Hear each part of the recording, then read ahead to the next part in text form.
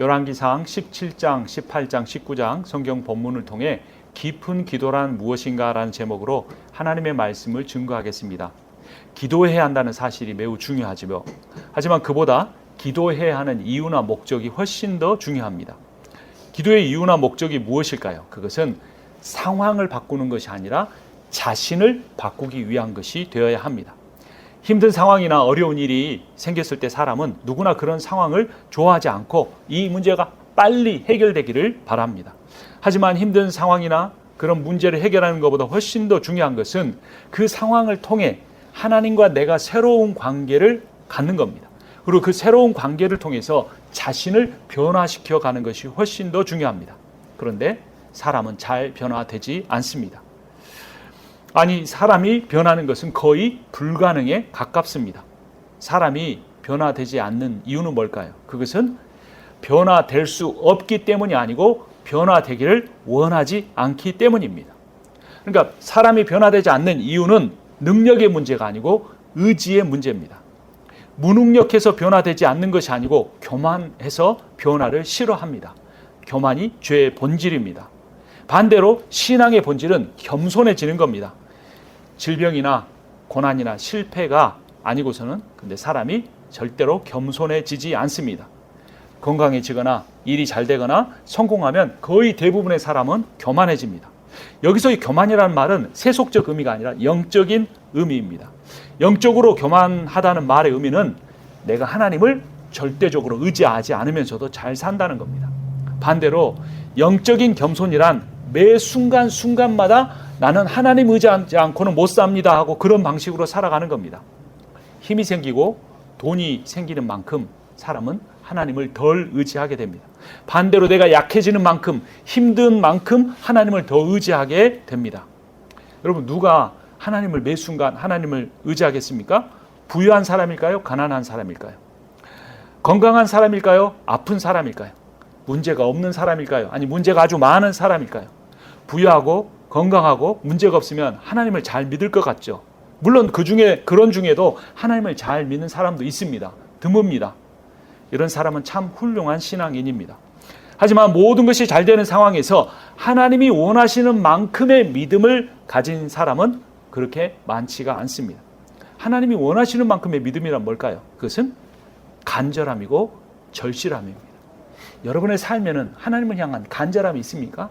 하나님을 향한 절실함이 있습니까?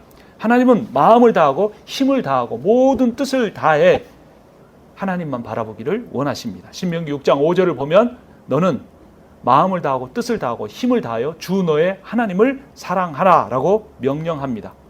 그러니까 신앙이란 뭐냐면 하나님이 나의 전부가 되시는 겁니다. 온 마음으로 하나님을 사랑하게 되는 것이 신앙입니다. 그런데 부유하거나 건강하거나 문제가 없는 사람은 하나님을 믿기는 믿지만 하나님이 자신의 전부가 되지는 않습니다. 지금 당장 갚아야 할 돈이 감당할 수 없을 만큼 많거나 지금 불치병이라는 진단을 받은 상황에서 심각하게 아프거나 도저히 해결될 수 없는 인간관계로 인하여 고통을 받고 있거나 아니면 누군가에게 생명의 위협을 받는 사람이라면 정말 하나님 앞에서 간절해질 겁니다. 이런 힘든 상황 속에서 하나님을 믿는 사람의 마음은 언제나 절실합니다. 왜냐하면 그의 인생에서 그를 도와줄 사람이, 도와줄 존재가 하나님밖에 없기 때문입니다. 하나님이 바라시는 것은 하나님도 믿는 것이 아니라 하나님만 믿는 것입니다. 하나님만 의지하는 겁니다. 하나님은 우리를 하나님만 의지하는 사람으로 만들기 위해 우리의 인생에서 내가 이해할 수 없는 힘든 상황을 겪게 만드십니다. 내 힘으로는 도저히 해결할 수 없는 문제 가운데 던져놔 주십니다. 어떤 사람이 머리가 굉장히 아프게 되었다고 한번 생각해 보죠. 머리가 아파서 운전을 하기도 힘들고 사무실에 앉아서 일하기도 힘듭니다. 얼마나 어렵겠습니까? 그때 그가 하나님께 기도합니다. 그런데 머리 아픈 것이 낫기는커녕 더 아프게 됩니다. 내 기도가 부족해서 그런가 하고 생각을 하고 새벽 기도를 시작합니다. 몇 달을 기도했더니 머리 아픈 것이 좋아졌습니다. 그래서 그 사람이 이렇게 생각합니다. 야, 내 기도에 능력이 있구나. 아, 내가 영적인 힘을 갖고 있는 사람이구나 하면서 기뻐합니다. 자신의 관심이 자기의 기도에 응답하시는 하나님께 있지 않고 하나님께 응답받은 자신에게 있는 겁니다. 그런데 일주일 있다가 머리가 이전보다 더 아프게 되었습니다. 통증이 더 심해졌습니다. 그러자 갑자기 하나님을 원망하기 시작합니다. 기도 응답으로 머리 아픈 것이 없어졌을 때는 기도한 자신의 덕분이라고 생각하더니 기도한 뒤에 머리가 더 아프게 되었을 때는 하나님 도대체 이럴 수 있으시냐고 생각합니다. 차라리 처음부터 머리 아픈 것이 낫지 않게 내버려 두시든지, 머리 아픈 것이 좋아졌다가 더 나쁘게 하시다니 라는 생각을 하면서 마음이 점점 더 시험에 빠지게 됩니다. 그런데 만약 그 사람이 머리가 너무 아파서 병원에 가서 검사를 했더니 뇌종양입니다. 이 뇌종양은 현대의술로는 고칠 수 없는 상황입니다 라는 말을 듣게 된다면, 머리가 아파서 일상생활을 좀 힘들게 하거나 직장생활이 불편한 정도가 아니라 내가 도저히 지금 당장 1분, 1시간을 견디기 힘든 상황에 있다면 그는 하나님을 어느 정도로 절실하게 찾겠습니까? 시편 31편을 보면 이런 힘든 과정을 겪는 사람의 이야기가 나옵니다. 여호와여, 내가 고통 중에 있사오니 내게 은혜를 베푸소서. 내가 근심 때문에 눈과 영혼과 몸이 쇠하였나이다. 내 일생을 슬픔으로 보내며 나의 연수를 탄식으로 보내고 있습니다. 내 기력이 나의 죄악 때문에 약하여지며 나의 뼈가 쇠하여지고 있습니다. 또한 시편 42편 1절을 보면 이렇게 말합니다. 하나님이여, 사슴이 시냇물을 찾기에 갈급함 같이 내 영혼이 주를 찾기에 갈급하나이다. 내 영혼이 하나님, 곧 살아계신 하나님을 갈망하나니 내가 어느 때 나아가서 하나님의 얼굴을 배울까? 이 시편 기자는 자신이 감당할 수 없는 인생의 고난과 고통을 겪으면서 진리를 깨달았습니다. 그 진리는 뭐냐면 인간이란 누구나 다 무능력하고 유한하다는 겁니다. 오직 하나님만이 전지전능하시다는 사실을 깨닫게 되었습니다. 그는 감당할 수 없는 고난과 고통을 겪는 삶이 시작되면서 또 그 고통으로 인하여 하나님을 온전히 붙들고 기도하는 과정을 지나가면서 마침내 전심으로 온 마음으로 하나님을 찾는 사람이 되었습니다. 하나님을 통해 얻는 그 기도 응답보다 그 기도 응답을 주실 수도 있고 주지 않으실 수도 있는 하나님을 가장 사랑하는 사람이 된 것입니다. 오늘 설교의 제목이 뭡니까? 더 깊은 기도란 무엇인가입니다. 깊은 기도란 상황을 바꾸는 것이 아니라 자신을 바꾸는 기도입니다. 깊은 기도란 상황을 바꾸는 것이 아니라 하나님의 임재를 사모하고 갈망하게 되는 겁니다. 그런데 자신을 바꾸는 일은 사람의 힘이나 노력으로는 절대로 되지 않습니다. 자신을 바꾸는 것은 하나님의 임재를 구하는 기도를 통해서만 가능하게 되는 겁니다. 그래서 우리가 날마다 간절히 구해야 될 것은 하나님, 이 상황이 지나가게 해주십시오. 하나님, 내가 기도하고 이 목적이 이루어지게 해주십시오라는 것이 아니라 하나님, 내가 하나님을 정말로 온 마음과 힘과 뜻을 다해 사모하는 사람이 되기를 원합니다. 내가 어디를 가든지 하나님께서 함께 해주시고 내가 고난 가운데 있든지 내가 능력 가운데 있든지 늘 하나님을 사모하는 삶을 살게 해주십시오라고 간절히 원하고 기도할 때뿐만 아니라 어느 순간에든지 그러한 마음으로 살아가는 것입니다. 성령을 통한 하나님의 임재에 그리스도가 주시는 생명의 은혜가 있고 능력의 지혜가 있습니다. 내 힘으로는 도저히 감당할 수 없는 고난을 통해서 하나님께 엎드린 사람, 그리고 그 기도를 통해, 그 간절한 절실한 기도를 통해 하나님의 임재를 경험하는 사람은 그 다음부터 바뀌어집니다. 자기 뜻대로 하나님을 움직이려고 하지 않고 하나님의 뜻대로 자신을 움직여 순종하려고 합니다. 열왕기서에 그런 사람들의 이야기가 나옵니다. 먼저 나오는 사람은 사르밧 과부입니다. 남편이 죽고 그녀에게 남은 것은 아들 하나뿐이었습니다. 양식도 거의 다 떨어지고 이제 단 하루 분량의 음식만 남았습니다. 엘리야 선지자가 그녀의 집을 방문합니다. 엘리야는 하나님의 명령대로 그녀에게 떡을 가져오라고 합니다. 열왕기상 17장을 보겠습니다. 12절입니다. 그때 사르밧 과부가 이렇게 대답합니다. 열왕기상 17장 12절 같이 읽습니다. 그 여인이 말하였다. 어른께서 섬기시는 주 하나님께 살아계심을 두고 맹세합니다. 저에게는 빵 한 조각도 없습니다. 다만 뒤주에 밀가루 한 줌 정도, 그리고 병에 기름이 몇 방울 남아 있을 뿐입니다. 보시다시피 저는 지금 땔감을 줍고 있습니다. 이것을 가지고 가서 저와 제 아들이 죽기 전에 마지막으로 남아 있는 것을 모두 먹으려고 합니다.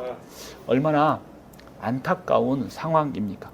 그런데 놀랍게도 엘리야는 그녀의 이 절박한 상황을 듣고도 자신을 위해서 먼저 음식을 만들어 오라고 합니다. 그리고 만약 그녀가 자신의 말에 순종한다면 이런 일이 일어날 거라고 말합니다. 14절 같이 읽습니다. 주님께서 이 땅에 다시 비를 내려주실 때까지 그 뒤주에 밀가루가 떨어지지 않을 것이며 병에 기름이 마르지 않을 것이라고 주 이스라엘의 하나님께서 말씀하셨습니다. 지금 3년 반 동안 비가 내리지 않았습니다. 땅은 말라붙었고 곡식은 다 떨어졌습니다. 그런데 이 엘리야의 말대로 이 사르밧 과부는 마지막 양식으로 선지자를 대접했습니다. 그러자 실제로 놀랍게도 엘리야의 말대로 과부의 집에는 그 뒤로 먹을 양식이 떨어지지 않았습니다. 그런데 안타까운 일이 일어나고 맙니다. 얼마 지나지 않아 사르밧 과부의 단 하나밖에 남지 않은 그 아들이 죽고 맙니다.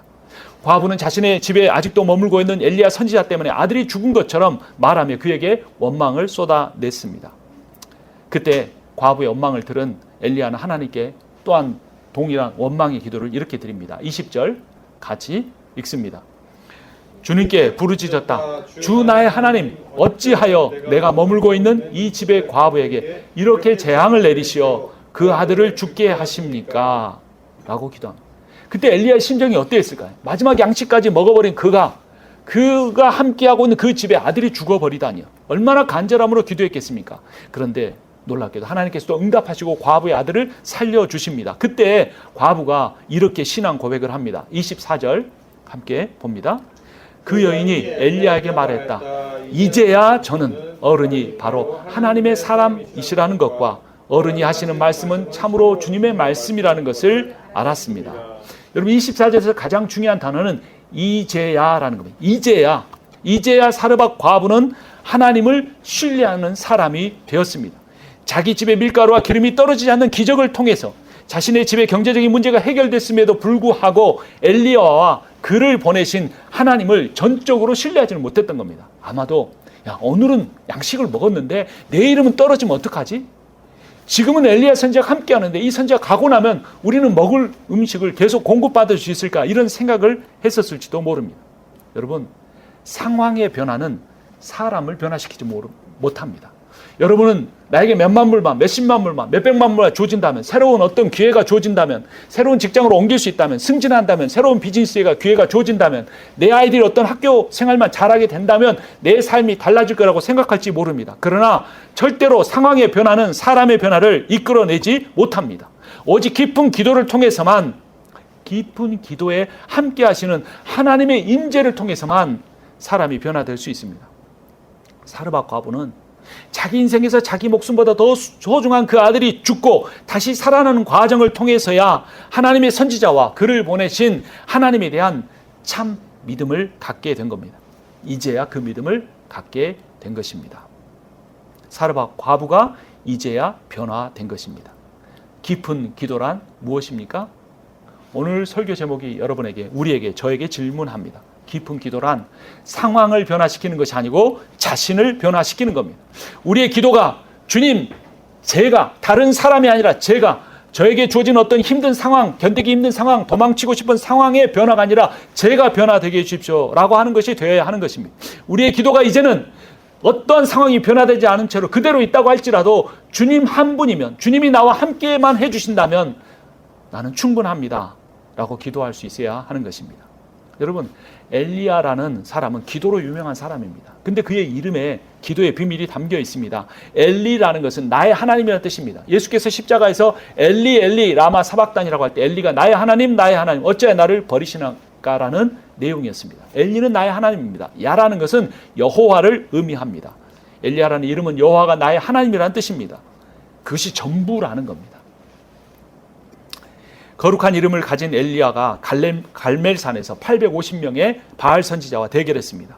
이방 선지자들이 기도하는 것에는 응답하지 않았던 하나님이 엘리야의 기도에 응답하셨습니다. 그가 기도할 때 하늘에서 불이 내어 모든 재물을 태워버렸습니다. 엘리야가 도대체 어떤 기도를 했길래 하나님 응답하셨을까요? 열왕기상 18장으로 가봅니다. 18장 36절 말씀입니다. 우리 함께 읽습니다. 18장 36절입니다. 제사를 드릴 때가 되니 엘리야 예언자가 앞으로 나서서 이렇게 기도하였다. 아브라함과 이삭과 이스라엘을 돌보신 주 하나님, 주님께서 이스라엘의 하나님이시고 나는 주님의 종이며 내가 오직 주님의 말씀대로만 이 모든 일을 하고 있다는 것을 오늘 저들이 알게 하여 주십시오. 여러분, 엘리야의 기도를 나중에 차분히 묵상해 보십시오. 거기에는 하나님에 대한 것도 있었지만 아직도 자신의 정체성과 자신의 사역이 그 기도의 중심이었습니다. 자신이 정말 하나님의 종이라는 사실, 그것도 이 모든 재물을 850명이 태울 수 없었던 그 재물을 자신만큼은 태울 수 있다는 그 놀라운 기적을 드러내고 싶었습니다. 그리고 그의 기도는 응답되었습니다. 상황은 바뀐 겁니다. 그리고 엘리야는 하나님께 계속 기도드렸습니다. 그래서 하늘에서 구름이 나타났고 이내 비가 내렸습니다. 3년 반 동안이나 내리지 않았던 비가 내렸습니다. 850명의 우상 숭배자를 다 죽였고 가뭄의 문제는 해결되었습니다. 엘리야는 상황이 바뀌었기 때문에 완벽한 승리를 거두었다고 생각했습니다. 하지만 아합 왕의 왕비 이세벨이 엘리야를 죽이려고 했습니다. 엘리야는 그들로부터 도망쳐야 했습니다. 상황이 갑자기 반전되었고 그는 낙담했습니다. 광야를 지나가다 로뎀나무 앞에서 쓰러졌습니다. 죽고 싶었습니다. 그래서 하나님 앞에 이렇게 기도합니다. 하나님, 차라리 저를 죽여주십시오. 제 인생은 여기서 충분합니다 라고 했던 겁니다. 엘리야의 기도가 어떻게 이렇게 바뀌어버린 걸까요? 그 놀라운 기적을 행했던 엘리야가 이제는 자신을 죽여달라고 하나님 앞에 기도하고 있습니다. 여러분, 더 깊은 기도란 무엇일까요? 깊은 기도는 상황을 바꾸는 것이 아니라, 기도가 아니라 자신을 바꾸는 기도입니다. 기도를 통해 자신이 바뀌지 않은 상태로 상황만 바뀌면 진정한 변화는 절대로 일어나지 않습니다. 왜냐하면 바뀐 상황은 언제든지 다시 또 바뀔 수 있기 때문입니다. 그래서 상황에 의지하면 믿음이 자주 흔들립니다. 아무리 큰 기적을 경험하고 아무리 큰 기도 응답을 경험한다고 할지라도 흔들릴 수밖에 없습니다. 깊은 기도를 통해 자신을 변화시킨 사람만이, 하나님의 임재를 가장 갈급해하는 사람으로 변화된 사람만이 흔들리지 않습니다. 엘리야는 기적도 체험하고 놀라운 승리도 경험했지만 자신이 변화되지 않았기 때문에 상황이 바뀌자 이렇게 행동하고 맙니다. 열왕기상 19장으로 가봅니다. 19장 3절을 제가 읽고 4절을 같이 읽습니다. 엘리야는 두려워서 급히 일어나 목숨을 살리려고 도망하여 유다의 브엘세바로 갔다. 그곳에 자기 시종을 남겨두고 자신은 홀로 광야로 들어가서 하루길을 더 걸어 어떤 로뎀나무 아래로 가서 거기에 앉아서 죽기를 간청하며 기도했다. 주님, 이제는 더 바랄 것이 없습니다. 나의 목숨을 거두어 주십시오. 나는 내 조상보다 조금도 나을 것이 없습니다. 엘리야의 모습은 사르밧 과부의 모습과 똑같습니다. 사르밧 과부도 자기 집안에 밀가루와 기름이 떨어지지 않는 놀라운 기적에도 온전한 믿음을 갖지 못했습니다. 자신의 목숨보다 더 소중한 그녀의 아들이 죽었다가 다시 살아나는 과정을 통해서야 그녀는 하나님만이 생명을 주관하시는 살아계신 하나님을 깨닫게 된 것입니다. 엘리야도 마찬가지로 850명의 바알 선지자와 싸워 이겼음에도 불구하고 그의 믿음은 온전하지 못했습니다. 싸움에서 진 이세벨 왕비가 자신을 죽이려고 하자 그의 믿음은 와르르 무너지고 말았습니다. 왜냐하면 엘리야의 기도가 상황만 변화시켰을 뿐 자신을 변화시키지 못했기 때문입니다. 자신을 변화시킬 수 있는 깊은 기도가 아니면 사람은 절대로 변화되지 않습니다. 사람이 변화되지 않으면 아무리 많은 기도 응답을 받고 아무리 많은 기적을 경험해도 진짜 믿음이 생기지 않습니다. 오히려 참 믿음이 없이 기적을 체험하는 그 가장 위대한 순간이 그 사람을 교만하게 만들고 하나님에 대한 절대적인 신뢰가 약해지는 시간이 되고 맙니다. 엘리야가 그 갈멜산 정상에 있어서 승리를 거둔 가장 그 위대했던 순간이 하늘에서 불을 내려 도랑에 물을 마르게 하고 재물을 불태우는 그 시간이 엘리야에게 있어서 가장 위험한 순간이 된 것입니다. 850명의 바알 선지자를 죽이고 하늘에서 구름을 모아 3년 반의 가뭄을 그치게 하고 하늘에서 굵은 비가 내려 마른 땅을 적시게 했던 그 순간, 모든 사람의 환호를 받으며 그 선지자를 향한 경외감이 모아지는 그 순간 엘리야의 하나님에 대한 절대적인 신뢰가 흔들리는 그 인생에서 가장 위험한 때가 되고 만 것입니다. 여러분, 인생에서 궁극적인 승리는 다른 사람에 대해 승리하는 것이 아닙니다. 완전한 승리는 자기 자신에 대한 승리뿐입니다. 더 깊은 기도란 상황을 좋게 만드는 것이 아닙니다. 자신을 하나님도 의지하는 것이 아니라 하나님만 의지하게 하는 더 깊은 믿음을 가진 사람으로 바꾸는 것입니다.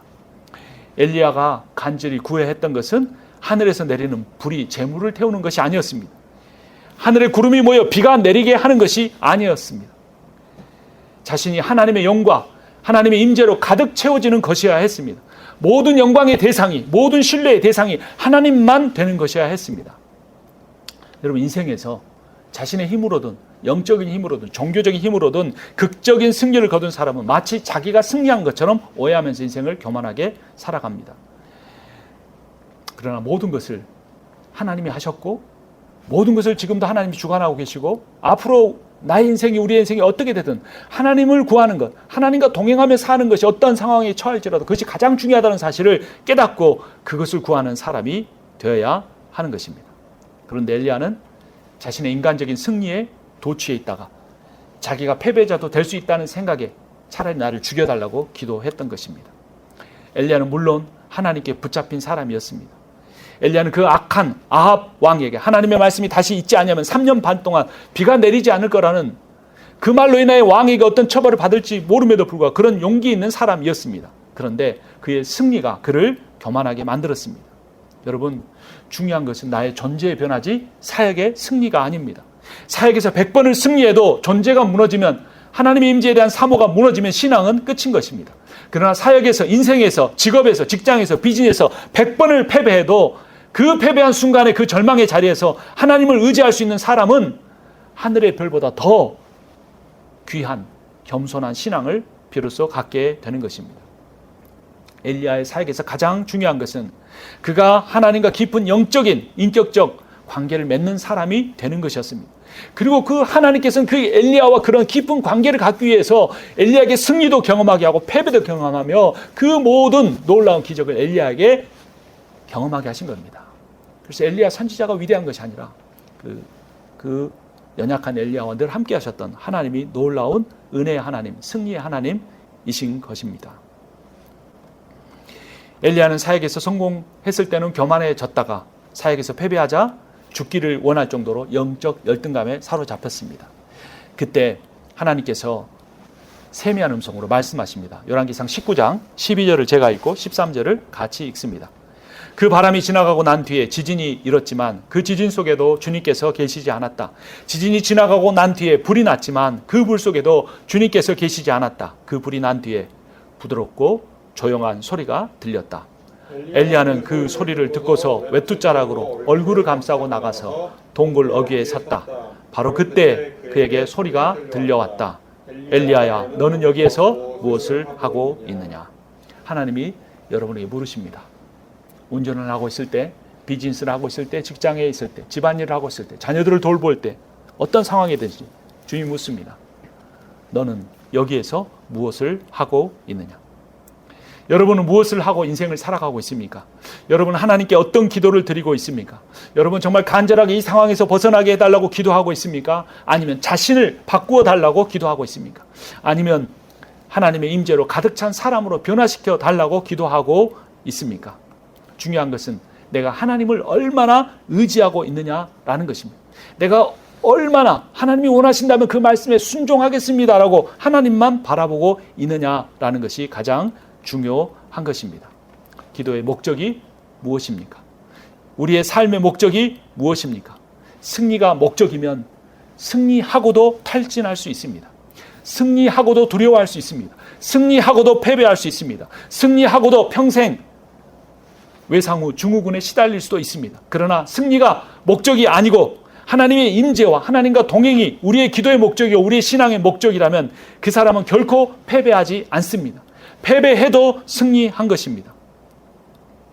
하나님과 어떤 관계를 갖느냐가 가장 중요합니다. 왜냐하면 생명이 주님 안에만 있고 안식이 주님 안에만 있고 승리가 주님 안에만 있기 때문인 겁니다. 그래서 기도란 하나님의 임재를 통해 하나님이 주시는 그 안식과 생명과 평안과 기쁨을 누리며 사는 것입니다.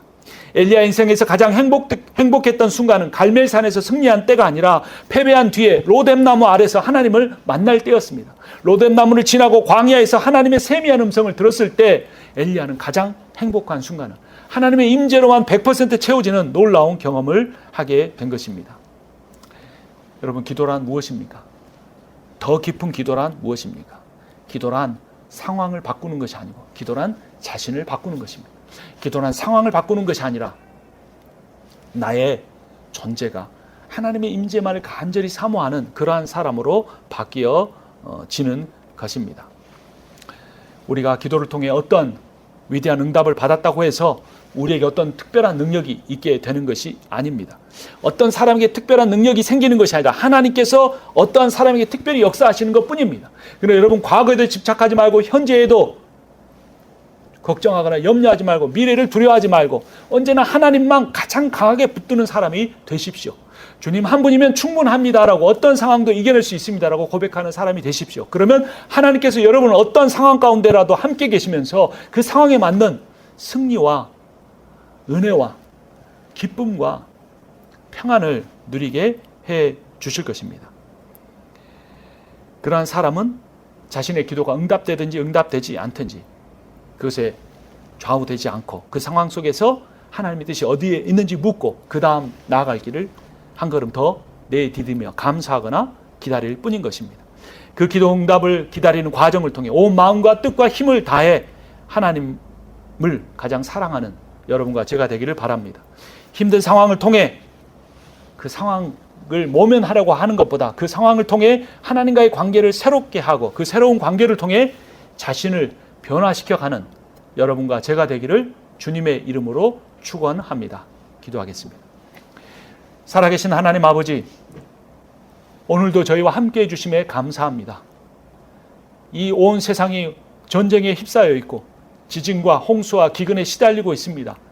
하나님 아버지, 미국 땅과 한국 땅의 삶이, 경제적 삶이 힘들어지고 사람들의 정신이 힘들어진 세상을 살아가고 있습니다. 우리의 개인적인 삶도 많은 힘든 가운데 있습니다. 그러나 하나님 아버지, 우리가 이 상황을 모면하려고 하기보다 이 힘든 상황을 통해 하나님의 임재를 추구하며 살겠습니다. 주여, 우리 함께해 주시옵소서. 예수 그리스도의 이름으로 기도합니다. 아멘. 이제는 우리 주 예수 그리스도의 은혜와 하나님 아버지의 크고도 놀라우신 사랑과 성령의 위로해 주시고 함께해 주시는 역사하심이 오늘 또 주님 앞에 나와 예배드리고 머리 숙여 기도하는 모든 이들 가운데 영원토록 함께 있기를 축원하옵나이다. 아멘.